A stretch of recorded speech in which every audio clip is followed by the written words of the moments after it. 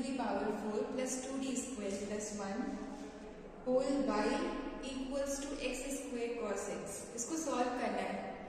सो ये बहुत ही important result है, साथ ही साथ थोड़ा सा डिफिकल्ट है फॉर जो आपका first year okay BSc first year का सेकेंड पेपर का 5th यूनिट का ये टॉपिक है। जितने भी क्वेश्चंस हमने सीएफ एंड पीआई के पढ़े हैं, complementary function in particular integral, उनमें से ये इंपॉर्टेंट और थोड़ा सा डिफिकल्ट क्वेश्चन है। तो चलिए इसका प्रूफ देख लेते हैं कि कैसे हम इसका सोल्यूशन निकालेंगे। सो सोल्यूशन निकालने के लिए अब मैंने आपको पहले ही बताया था कि अगर इक्वल के राइट हैंड साइड में आपके पास फंक्शन ऑफ एक्स है, दैट मीन्स आपको पीआई भी निकालना पड़ेगा एंड सबसे पहले कॉम्प्लीमेंट्री फंक्शन निकालना पड़ेगा और लिखना पड़ेगा ऑक्सिलरी इक्वेशन। सो चलिए सबसे पहले हम लिख देते हैं इसका auxiliary equation. So the auxiliary equation is, वो आपको ऑलरेडी दिख ही रहा है, D to the power 4 2d square plus 1 equal 0। इसको आप फैक्टराइज करिए, फैक्टर्स निकालिए, डी की दो वैल्यूज चाहिए हमें। सो हम यहाँ देख रहे हैं 4 है मैक्सिमम पावर, दैट मीन्स आपको 4 फैक्टर्स मिल जाएंगे, इसके 4 रूट्स मिल जाएंगे। तो आप इसको लिख सकते हैं D square plus 1 to the whole square equal 0, क्योंकि ये a plus B whole square का फॉर्मूला बन रहा है। देन यहां से आप लिख सकते हैं this is D square plus 1, एक बार लिख लीजिए, then D square plus 1 equal 0। Okay, so इस तरह से हमारे जो रूट्स आ जाएंगे वो आएंगे। यहां से भी आप देख सकते हैं डी स्क्वायर इक्वल -1, यहाँ पे भी डी स्क्वायर इक्वल -1 और -1 की वैल्यू कितनी होती है, रूट -1 की। So this is equal to D square equal plus minus root -1, यहाँ भी D equal plus minus root -1 और रूट -1 आई होता है आयोटा। सो डी आ गया हमारा plus minus I, second D आ गया plus minus I, that means 2 plus I 2 minus I हमारे रूट्स हो गए। अब हम लिखेंगे इनके लिए complementary function. So complementary function कैसे लिखते हैं, आप ये है complex root a plus I B की फॉर्म में। सो a की वैल्यू यहाँ 0 है, b की वैल्यू 1 है, तो हो जाएगा e to the power 0x, then c1 cos bx, b means 1 and c2 cos c2 sin bx, जो कि है अगेन 1। सो इस तरह से ये होता है हमारा सोल्यूशन।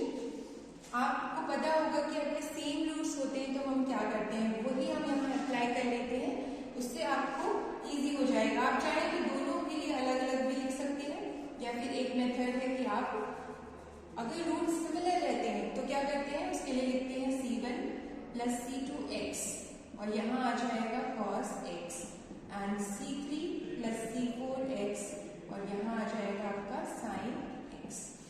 सो ये हमारा आ गया है complementary function. Okay, so half part solution, half solution हो चुका है। अब आपको निकालना है PI, which is sub difficult part, ठीक है, क्योंकि यहाँ पर जो हमारा क्यू है वो क्या है, x square into cos x है और हमने जितने भी पीआई के फॉर्मूले पढ़े हैं उनमें ऐसा पैटर्न नहीं है। उसमें हमने एक्स इंटू वी टाइप का पढ़ा है and e to the power ax into V type का पढ़ा है। सो हम क्या करेंगे, इसको e वाले में कन्वर्ट कर लेंगे। तो चलिए सबसे पहले पीआई लिख देते हैं। पीआई हो जाएगा हमारा 1/fd into Q.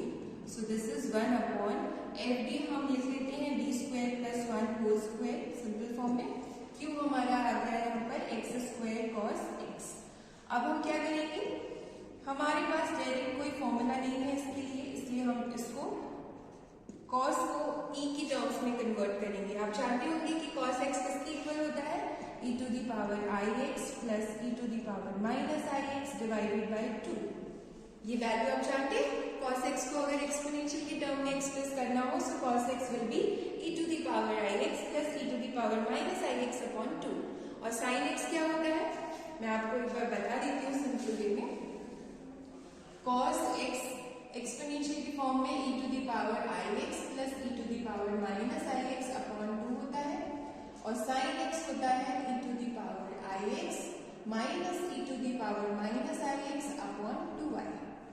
Okay, so आप अगर दोनों को ऐड करेंगे तो ये हो जाएगा cos x plus I sine X, इसकी वैल्यू आप निकाल लेंगे, ये हो जाएगी e to the power I x.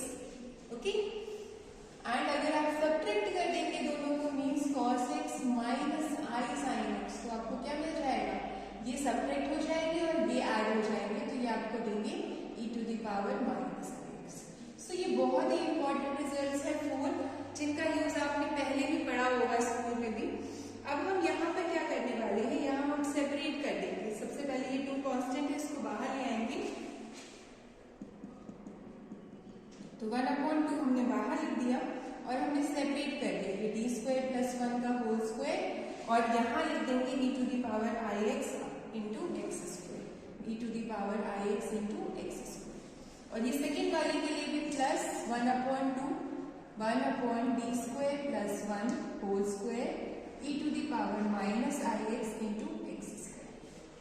अब हम e to the power A X into B का फॉर्मूला लगाएंगे पी आई का, जो कि क्या होता है, ये आपका e to the power I X बाहर आ जाएगा, मीन्स यहाँ पर, और जहां d है वहां हम क्या लिखते हैं, d plus A, means d plus I. Okay, यहाँ आ जाएगा 1/d plus I whole square plus 1 whole square into V, means X square. Similarly यहाँ पर e to the power minus I X बाहर आ जाएगा। रुकिए, मैं इसका फॉर्मूला आपको लिख देती हूँ पी आई का, जिसे नहीं पता हो वो समझ लेगा। पी आई का फॉर्मूला है, अगर हमारा फंक्शन 1/fd, क्यू की प्लेस पे क्या है आपका, e to the power A X into V है, तो ये हो जाता है e to the power A X 1/f d plus A into V. ये है फॉर्मूला पी आई का, जो हम यहाँ अप्लाई कर रहे हैं। ठीक है, तो यहाँ पर a की जगह आई है, यहाँ पर माइनस आई है, तो हमने क्या करना है, जहाँ d है वहां पे d प्लस आई लिख देंगे और यहाँ लिख देंगे d minus I whole square plus 1 then whole square into v की जगह हमारे पास एक्स स्क्वायर है।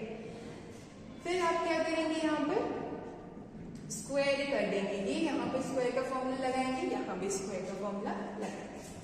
सो अप्लाई कर दीजिए, ये आ जाएगा D square plus I square plus 2d I plus 1 whole square into X square, यहाँ भी लगा देंगे वही same formula, a plus B, a minus B whole square, तो ये हो जाएगा D square plus I square minus 2d I plus 1 whole square X square. Okay, अब आप जानते हैं आई स्क्वायर की वैल्यू -1 होती है, तो ये -1 और ये +1 कैंसिल हो जाएगा, सेम यहाँ भी। सो हमारे पास रिमेनिंग बचता है 1/2 e to the power I X 1/d square plus 2d I whole square X square plus 1/2 e to the power minus I X 1/d square plus 2d I minus 2d I whole square X square. ये remaining बच रहा है। अब हम क्या करेंगे, इधर पर 1 प्लस समथिंग की पावर n इस फॉर्म में कन्वर्ट करेंगे, जो हमारा बाइनोमियल थ्योरम है 1 plus X to the power n, वो हमें अप्लाई करना है। तो हम क्या करेंगे, इसको 1 बना लेंगे। ओके, इसको 1 बनाने के लिए हमें यही चीज कॉमन निकालनी पड़ेगी। सो हम इसको कॉमन लेंगे 2di को। सो जब हम 2di कॉमन ले लेंगे तो यहाँ आ जाएगा 1/2 e to the power I X, 2di common लेंगे, स्क्वायर के बाहर आएगा, तो ये हो जाएगा 4d square I square. Okay, and यहाँ पर 1 प्लस, यहाँ डिवाइड हो जाएगा d स्क्वायर अपॉन 2di।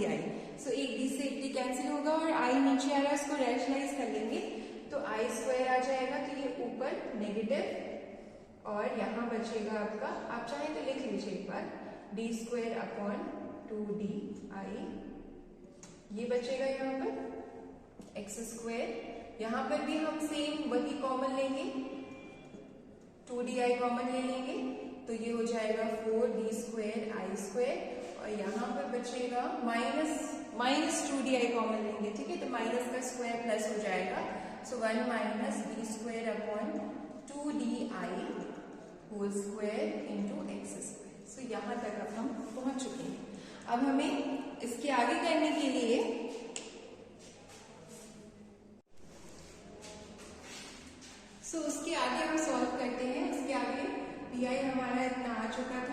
हमें क्या करना है, इसको रैशनलाइज करना है। आई हमारा आयोटा नीचे है डिनोमिनेटर में, इसको हम रैशनलाइज करेंगे, न्यूमरेटर और डिनोमिनेटर दोनों में आई का मल्टीप्लाई कर देंगे।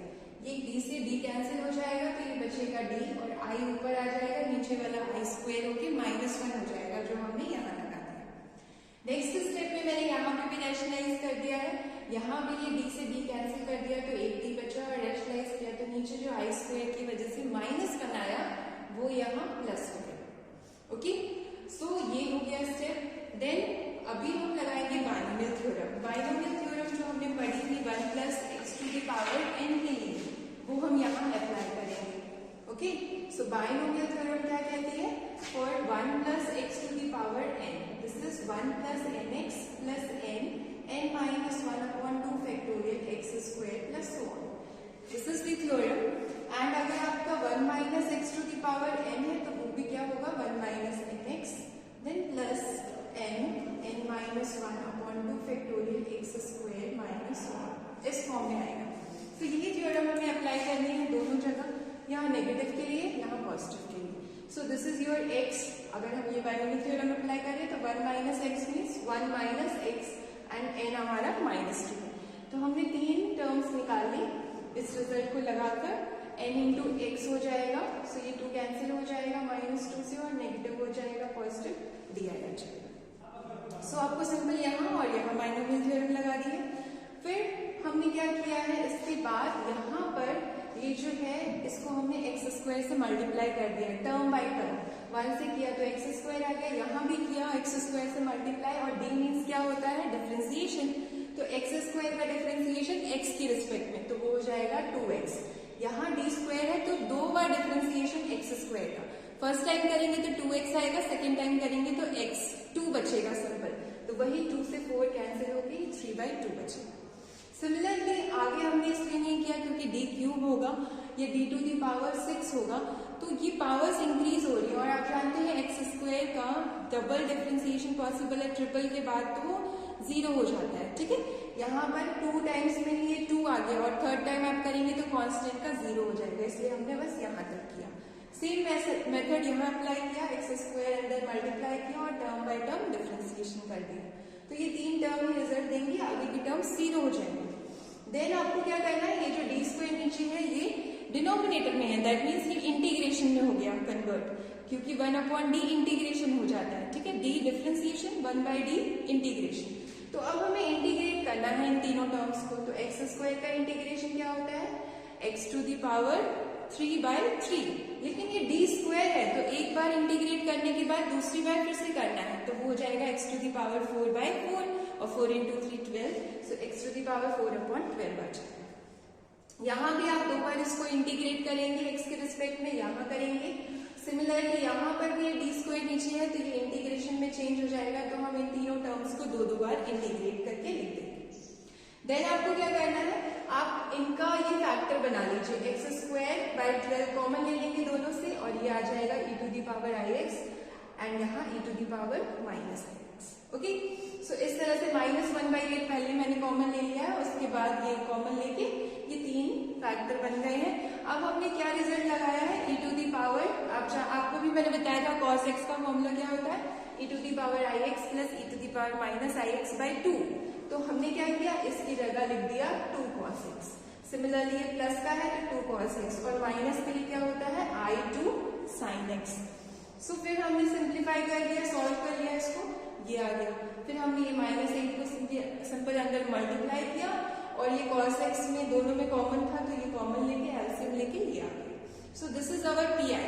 जो हमारा CF आया था और जो PI आया था दोनों को ऐड करके लिखेंगे, तब आपको कंप्लीट सोल्यूशन मिल जाएगा इस डिफरेंशियल इक्वेशन।